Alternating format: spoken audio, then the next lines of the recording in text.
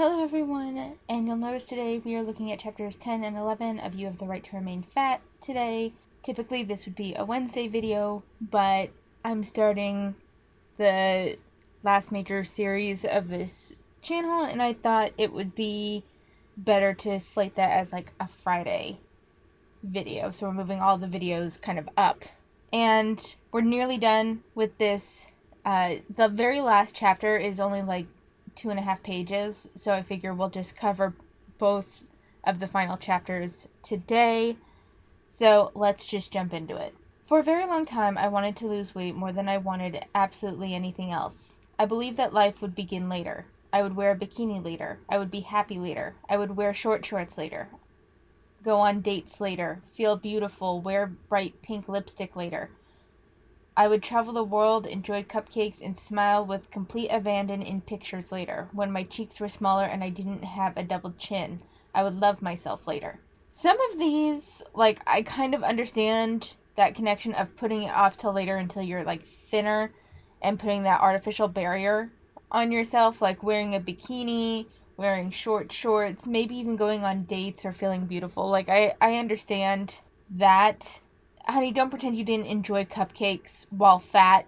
I find that very hard to believe that up until you had fat acceptance in your life, you never ate a cupcake. I find that hard to believe.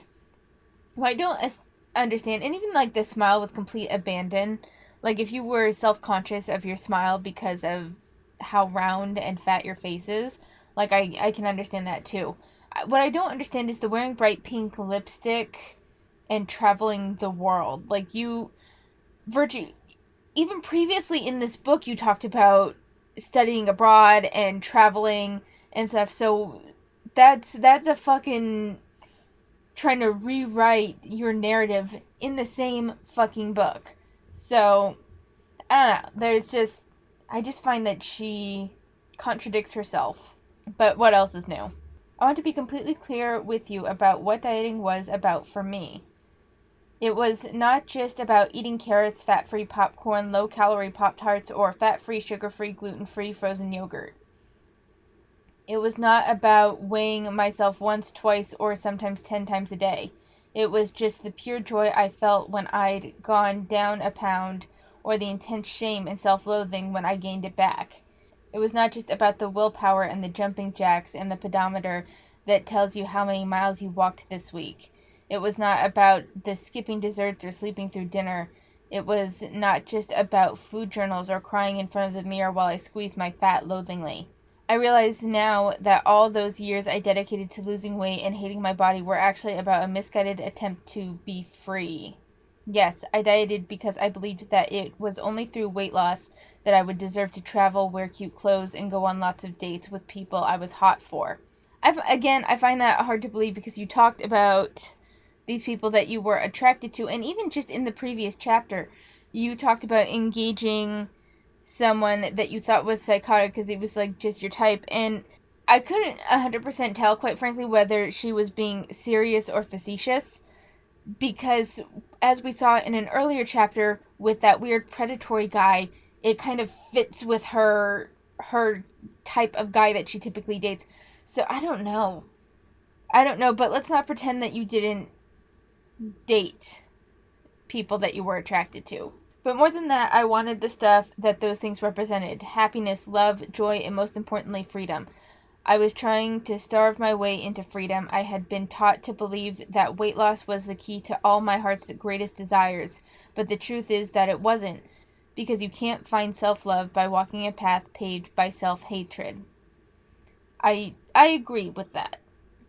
But weight loss doesn't have to be rooted in self-hatred. It sounded like it does sound like it was for her, but unfortunately she's used this to demonize all weight loss rather than just realize that perhaps due to peer pressure, this sense of pressure she feels in society, and perhaps any bad childhood associations with it, weight loss does not have to be this toxic. It does not have to be about self-loathing. It can be about self-betterment. It can be about committing to something and doing it regularly, doing it consistently. It does not have to be this shame cycle. And maybe she's not capable of going through it without that shame cycle, in which case maybe traditional weight loss isn't for her. But there's ways to increase healthy behaviors, even if you don't want to go the full weight loss route, which I don't think Virgie does. I had been taught that dieting was the path to freedom, and it took me a long time to realize that this was one of the greatest lies ever told. With dieting, everything depended on me accepting that I was the one to blame because I was fat. With dieting, I had to admit that there was nothing wrong or sick about the culture that taught me how to hate myself. With dieting, I had to believe that the trouble and the problem resided within me, not outside of me. I was intoxicated by the notion of this individual power, even as it was eating me alive. It was feeding me the idea that I could have anything I wanted, that the more I sacrificed, the more I gained. So there is, I can't speak to other countries, but there is this kind of prevailing ideology in the US of sacrifice and hustle. That's died down over the years. Hustle culture has had kind of a backlash against it. But for a good number of years, there was this ideology of push until you're exhausted. Sleep is for the weak. You should be hustling, making that money, making your coin. And kind of ignoring the gig culture that had been created that allowed companies to not pay for health insurance, to not pay their employees a living wage. And this kind of false notion of the American dream that if you just work hard enough, you can be at the top of the socioeconomic scale, which is just a fucking lie.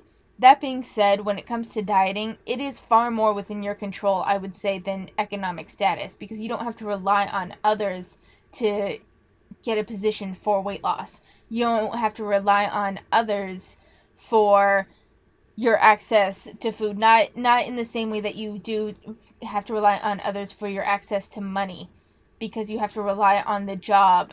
You have to rely on someone giving you an interview. You have to rely on someone picking you for the job, and you have to rely on and hope that the work culture isn't fucking toxic to where it completely destroys you, but you have to stay there because you need the money. It's not that way with weight loss. You can adjust it however you need to fit your needs, to suit you. So this kind of thing of you don't have any individual power is just completely false. I realize now that all those times I had said I want to be thin, I actually meant I want to be loved, I want to be happy, I want to be seen, I want to be free. So I understand equating thinness with happiness, and to a certain extent with that idea of freedom, only in that there's the sense that once you're thin, and it's a completely false notion, once you're thin, you don't have to worry about your weight anymore. You don't have to worry, but you still have to kind of monitor your eating. That's why fad diets don't really work, because it's this idea that it's a one-time, one-go, here's a set program for a set amount of time, you'll lose this weight, and then you'll be able to keep it off forever, when that's not the reality. You need lifestyle changes in order for weight loss to be sustainable. For happiness, it's this perception of I'll be able to fit into clothes and they'll look better on me and that sort of thing. I get it. I want to be seen. There are other ways to be seen, but for Virgie, it doesn't surprise me that she equated thinness with being seen, because she seems to be a very visual and, to a degree, a hedonistic person. So something more in the body rather than being seen for her exceptional skill at something would make sense for her. I've never really equated being thin with being seen, but I understand equating those two to a degree. The loved thing, that sounds like some unresolved trauma that I don't think was diet culture. Given the glimpses that we've seen into her family life, it wouldn't surprise me if, I think she has, given that her father would put like pictures on the fridge and make her go on the elliptical, which I still don't think that the elliptical thing, unless it was in extreme excess, was necessarily a bad thing. I think to a certain extent, parents forcing naturally sedentary children that tend to be a little bit more cerebral, or tend to, I guess for the lack of a better term, nerdy things, where it's more about stories and maybe video games or D&D or books or whatever, kids that tend to like more sedentary activities. I don't think it's wrong for parents to force those kids to get so much exercise a day.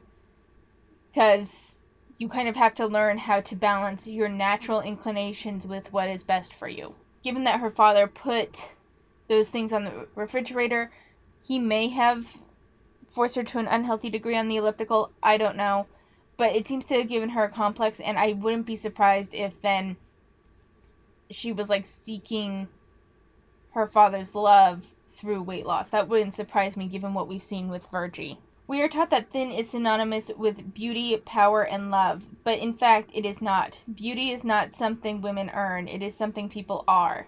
There's something about that, I can't put my finger on it, but there's this something about that sentence that I don't like. Beauty is not something women earn, it is something people are. Well, if there are people that are just beautiful, I actually think it's far more empowering to think that you can earn a level of beauty than either you have it or you don't. Because then it creates this sense of hopelessness for people that view themselves as ugly, or for people that just aren't conventionally pretty.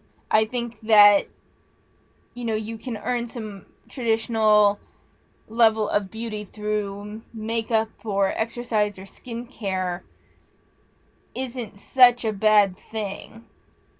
I don't know, that's a double-edged sword on both sides. In this one, it's like you have beauty, and maybe she's saying that everyone has beauty, but for that, I think that's to ignore that there's varying levels of beauty, I think is just kind of ignoring the way humans interact. Let's face it, people that are more beautiful are treated better. It's just a natural thing. So I think to completely ignore levels of beauty and say that everyone's beautiful, while everyone is beautiful in their own way, there's also the conventional beauty. I don't know. There's more nuance there than that one sentence. Power is not achieved through dogged pursuit of homogeneity. It is something that is innate within us and that is strengthened by nonconformity. Yes and no, sweetheart. So I agree that power is not gained through concentrated efforts to stay within the norm and conform to the norm, because to a certain extent, in order to achieve a level of power, you kind of have to be above that. But I don't think that working hard will simply get you there. I think that's more connection based a lot of the time, although you can have a lot of personal power within yourself. I've been told that I'm an intimidating person just because there was something that I was extremely insecure, had high anxiety, and at some point something broke in me where I have no fucks to give anymore. And in that, I feel like I gained personal power for myself. So in that way, I see what she means about it being innate within us, and it's about kind of finding that personal power.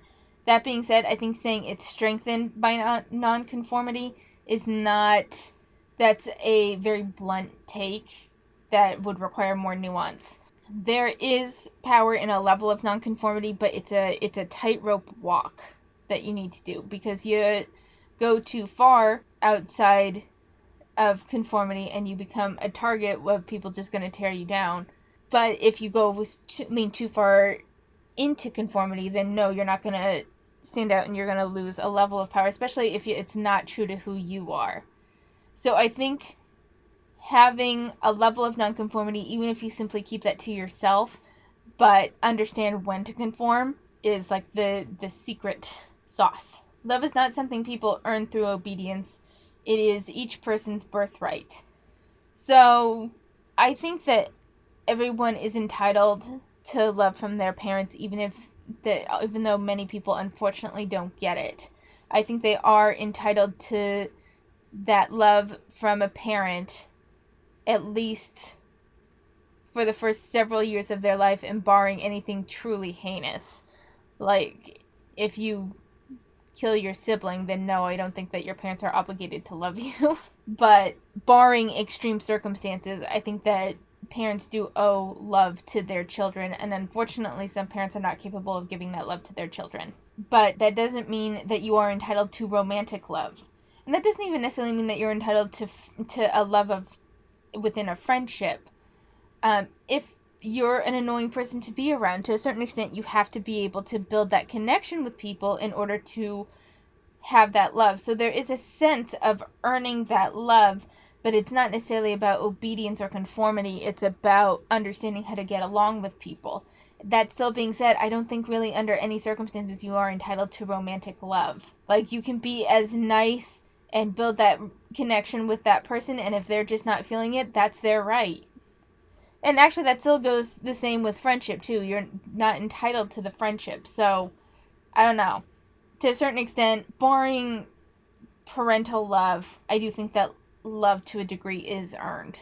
We cannot starve our way into being loved, into being free. I agree with that, but that's... actually completely forgot that she was rooting this all back to being thin, because it just seems so off the mark.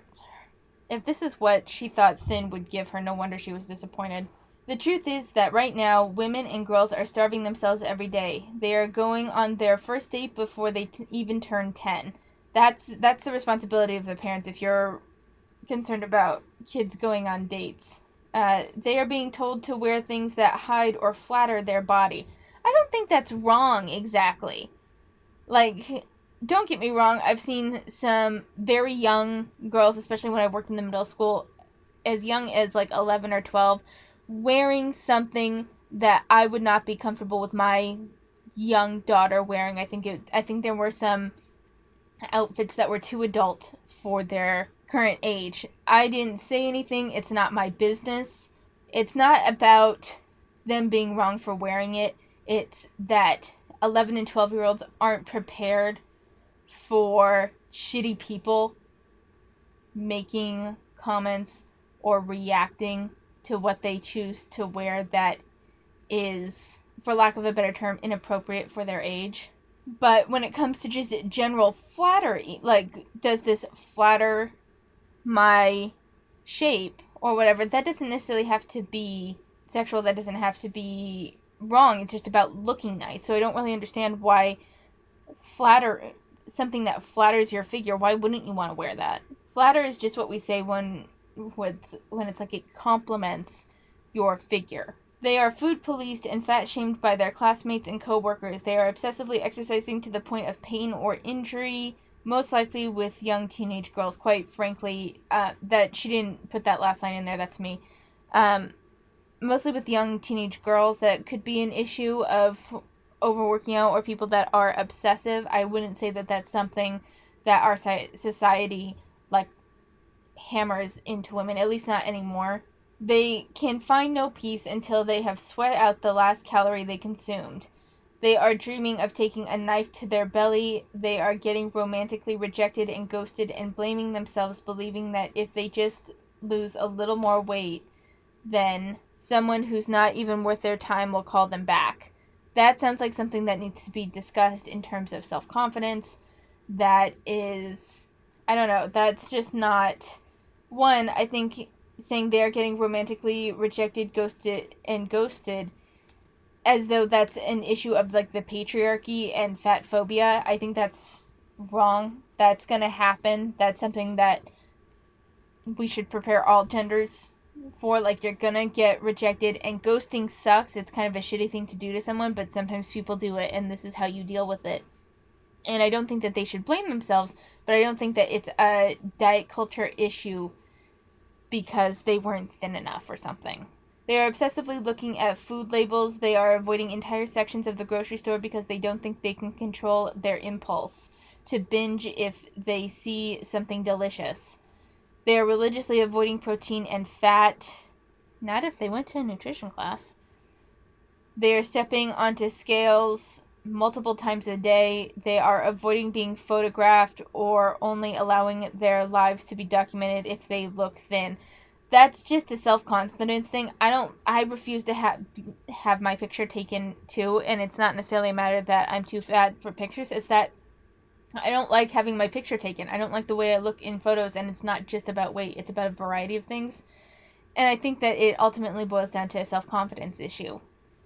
And while viewing yourself as fat is probably a contributing factor, it's not necessarily the only factor.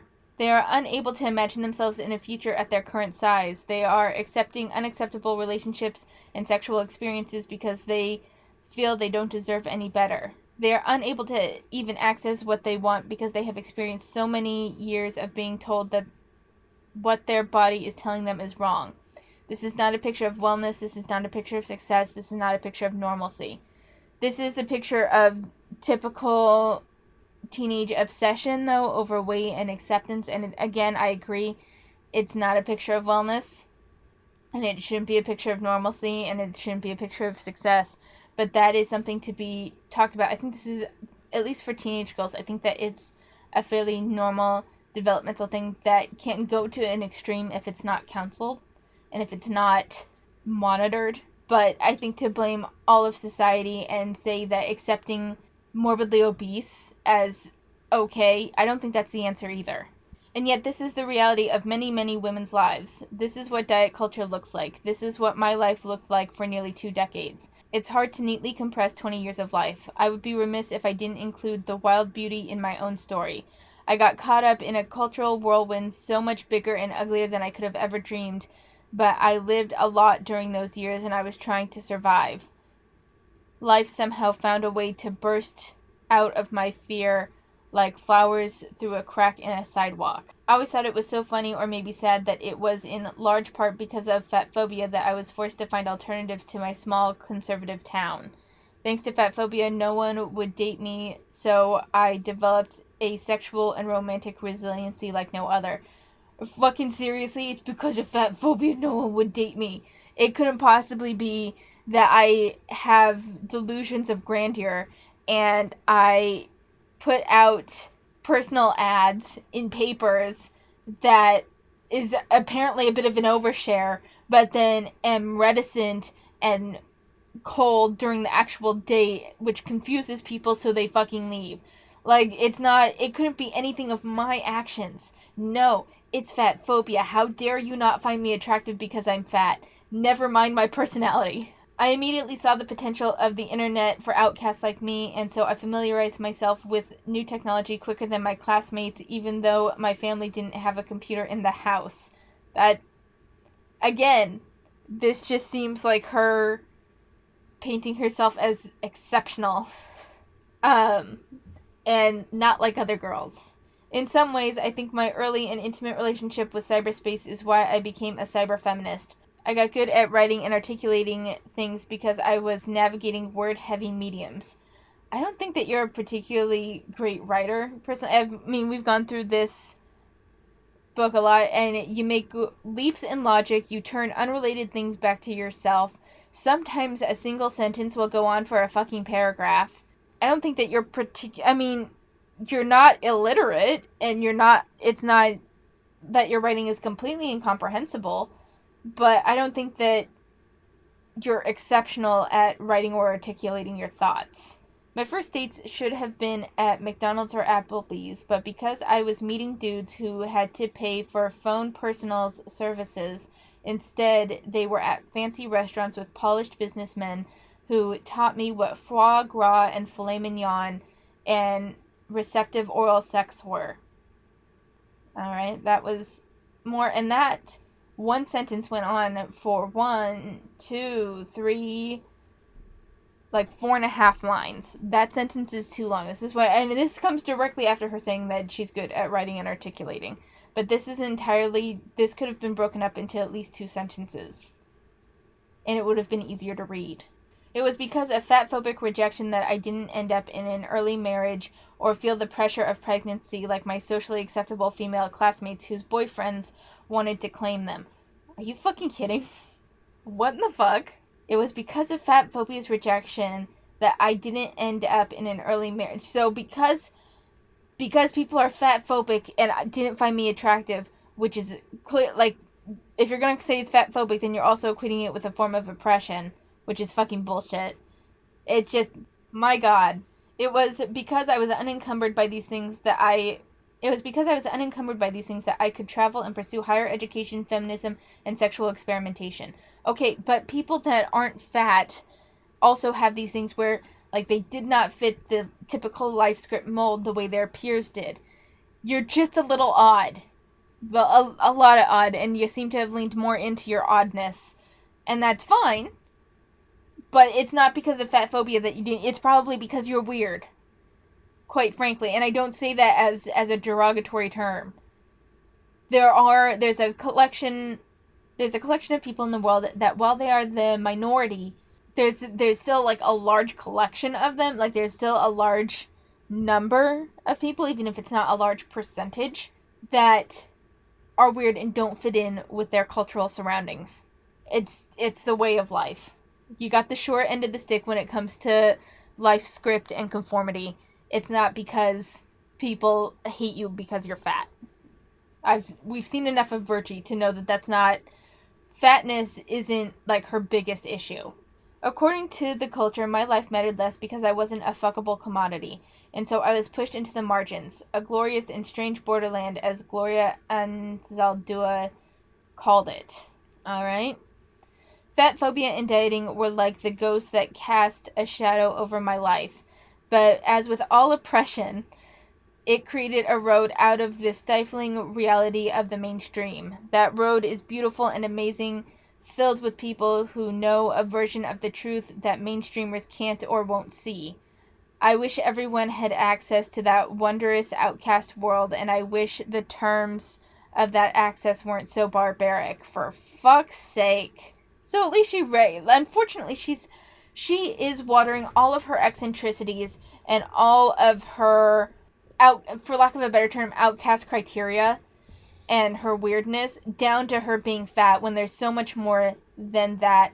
And I don't think, and this just goes to show her level of self-aggrandizement and her level, her like weird superiority complex, to say that that road is beautiful and amazing, filled with people who know a version of the truth that mainstreamers can't or won't see, as though they have, by being an outcast, you have unlocked something mystical. It is a different level of existence in our reality, but that doesn't mean that it's necessarily more truthful than anything else. I think back on all of the things my body sustained at my hands, and how through its refusal to quit or to stop, I found my own strength and my own beauty. Most people cannot even imagine what freedom tastes like, but in my experience, it's close to butter. Again, it's weird that she equates everything with some form of food. One of the world's favorite fats. For many women I have met, they have lost any appetite for freedom because they have subsisted on so little, both metaphorically and literally, for so long. For fuck's sake. What makes freedom difficult is that we have been given no framework to imagine beyond our current state. I once attended a lecture by activist and academic Andrea Smith, who said that in order to accept the unacceptable, we must believe there is no alternative. I know that when I was in dieting mode, I did not think there was any alternative. I believed that it was my job as a fat woman to diet because I had been taught that I needed to change my body by any means necessary. Even though I am an intelligent, well-read person, it had never even occurred to me that I could opt out of dieting. The thought literally didn't cross my mind until someone introduced it to me in my late 20s.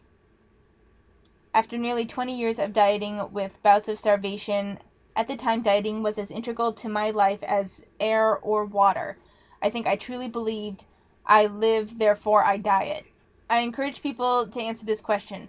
What would your life look like if you stopped trying to control your weight? Let's go further. What would happen if I told you that your body was fine? What if I told you that you have permission to eat whatever you want and wear whatever you want because you are officially perfect? And I think that's actually a pretty bad mindset to have, to think that you are literally perfect the way you are. I don't really care for, I think part of the issue that I have with fat acceptance is that it seems to be like fundamentally anti-growth. It seems to be fundamentally, I am the way I am, you should accept me and love me and treat me better than like base level politeness, even if you don't know me. Otherwise, you're fat phobic because I'm perfect the way I am. Like, I think there's a big issue with viewing yourself as perfect the way you are. There's nothing wrong with being happy with yourself the way you are. There's nothing wrong with accepting yourself the way you are. But I think refusing to chase any level of growth is not right, personally. What if we lived in an imaginary world where you had never been taught that your body was wrong? Where you never learned that certain foods were good or bad or evil or healthy? What if we lived in an imaginary world where food wasn't charged with any moral meaning? Hot dogs weren't morally inferior to carrots, and lettuce wasn't morally superior to Nutella. Imagine that no clothing was off limits. You could wear whatever colors you wanted, stripes that were horizontal or vertical, sequins or chambray, shorts or crop tops. You can. No one's saying you can't. This isn't like some radical thought. Imagine that every day you woke up and your first thought wasn't, I hate this body. If that's what you're waking up thinking, like your first thought of the day, then you need to go to therapy. I want you to imagine that you walked around expecting every person to treat you with complete humanity and respect, and when people didn't, you blamed them for being assholes instead of blaming yourself for the false perception that you did something to deserve assholery. Sometimes you do something to deserve asshole. Like, I'm not saying that existing as fat is being an asshole, but sometimes... So, a perfect example is Marissa. Marissa says she's just existing on the internet and she gets bullied and is treated without humanity. But we've seen Marissa. She's aggressive and rude and condescending and not a likable person. So people continue to go after her. There are some people that go after her for her weight, but a good number of people go after her for her shitty personality. But then she just claims fat phobia. Sometimes you're the asshole. Sometimes you are the one that's being the asshole, not other people. And other people don't have to stay polite when you're being an asshole. Imagine that you had never learned that butter was wrong. Imagine that all bodies were seen as equally deserving of affection. What if I told you that you have the right to that world? What if I told you that you didn't have to lose a pound to earn that life because it was yours at one time, a long time ago, before it was stolen from you? And that is the end of chapter 10. We're going to go right into chapter 11, which is has the same title as the book, You Have the Right to Remain Fat. I wish someone had told me about 28 years ago that it was okay to be fat, that it was, in fact, totally rad to be fat. I wish we lived in a culture where people of all sizes were treated with the full dignity and humanity that each of us deserves. Almost all of my best experiences and fondest memories have happened around fat people. That's because you treat being fat as a personality trait. And so by putting yourself with people in that community, that's part of what creates those best memories, is because you feel a better bond. Some of my best memories were from anime conventions because everyone was a little odd and everyone liked the same things I did. It's about the sense of belonging that you feel. You over-identify yourself with your fatness. Therefore, your memories are heightened and considered more bonded because you're with other fat people, which is what you most identify yourself as. Being raised by two fat women, the way that when I hugged another fat person, our bellies touch, the first time I went shopping for a two-piece bathing suit, the countless times I have ended up in either a hot tub or an ocean naked, getting breakfast at Egg Slut in Los Angeles, and then epic chili dogs at Santee Alley. Okay, this sentence goes on for fucking ever. So I would just want to be clear. And again, this is Virgie saying that she is a great writer. But so far, it's like half the page and I still have not found a period yet. So I'm leaving the mistake in only to illustrate this. And I'm going to just let them kind of mess up stay in just to kind of illustrate how long this one sentence goes on for. So we're starting the sentence again, and here we go. Almost all of my best experiences and fondest memories have happened around fat people. Being raised by two fat women, the way that when I hug another fat person, our bellies touch, the first time I went shopping for a two-piece bathing suit, the countless times I have ended up in either a hot tub or an ocean naked, getting breakfast at Egg Slut in Los Angeles, and then epic chili dogs in Santee Alley, where I found a snow white, lace-detailed jumpsuit that reminded me of Selena. That time I peed in a pool at the Marriott in Seattle twice. Okay, so fucking next time I'm in Seattle, don't go to the fucking pool in the Marriott.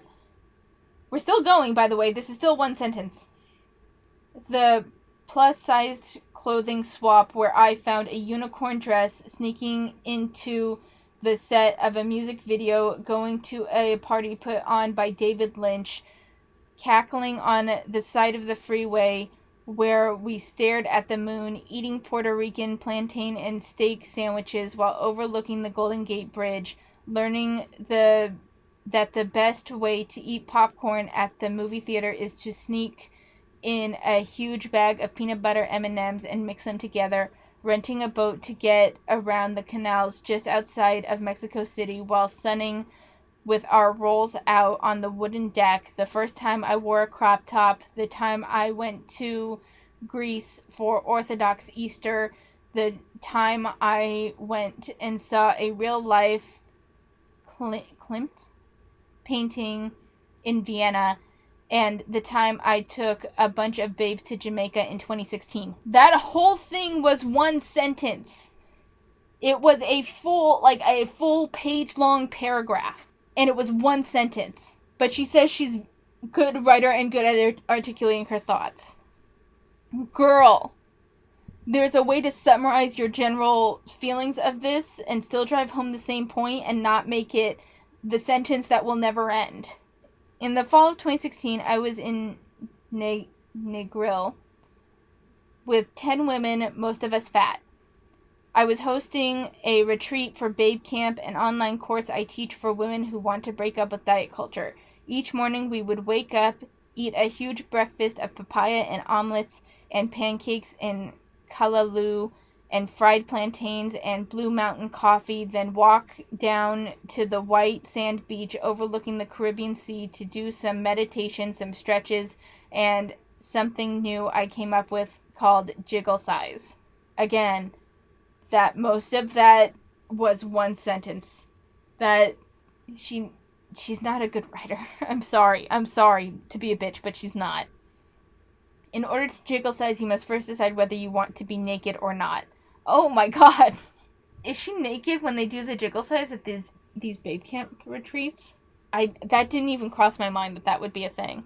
On the first day, I decided that in order to get optimal jiggle, I would need to take my clothes off. We spread out our arms and legs as far as we could. We dug our bare feet into the warm sand. This does not sound like a good time to me. I wanted to realize something very old and very playful from inside of us, like the feeling of something ancient being unmoored. I instructed them that I would count down from 3 and then we would commence shaking every part of us that had any jiggle in it. That we would revel in the delight and curiosity of our bodies the way I had all those years ago when I was a little girl. 3, 2, 1. No, thank you. No fucking thank you. And that is the end of the book. We are done with Virtie's book, You Have the Right to Remain Fat. That last chapter was just fucking weird. And it just seemed like maybe her attempt at bragging.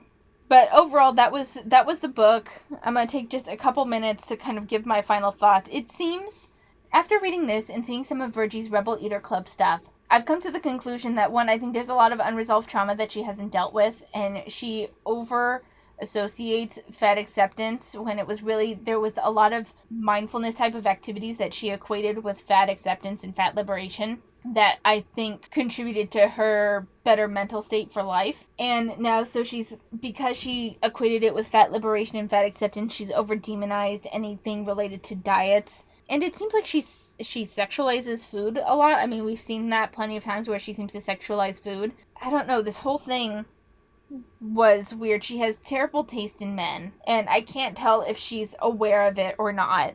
She equates every negative feeling she's ever had about her body with diet culture, rather than thinking that perhaps maybe she just has, because I mean, she definitely has an obsessive personality. I don't know if she realizes that she has an obsessive personality, but think about everything that she's ever done for fat acceptance. We've seen the Body Positivity University. She has the Babe Camp. She has that travel to, I think it was Italy, that was supposed to be like as fat inclusive as you can get.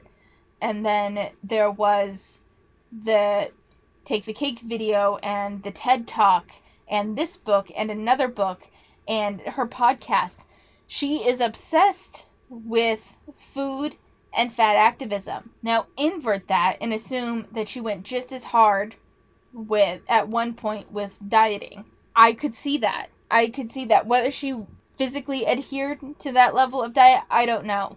But I do, after seeing all of this and seeing her personality and seeing how fixated she gets on things, I could see how it could be all-consuming in her mind. And so she generalizes her experience when, to me, just seeing how she treats the fat acceptance movement and all of the content that she creates and how she's constantly, it's like the only thing that she talks about, I could see how she's just an obsessive person. And it's not a typical behavior that most people experience. This isn't a typical level of obsession over something. Even when someone has something like shiny new that they're excited about, this isn't a typical reaction. And we all have points where we get obsessive, but I think Virgie seems to be most obsessive around things regarding her body. And unfortunately, she's generalized it and assuming everyone experiences the same thing, which to me seems like a lack of self-awareness on her part. But this was an interesting book. I don't really want to read Virgie's other book. I'm ready to move on, especially because Virgie has more going on in her, I believe. She has more going on with her than just what she's put out and just the fat acceptance, the fat liberation shtick. So I'm ready to move on. But this was interesting. Let me know what you thought of the book overall, and I will see you next time. Thank you for watching.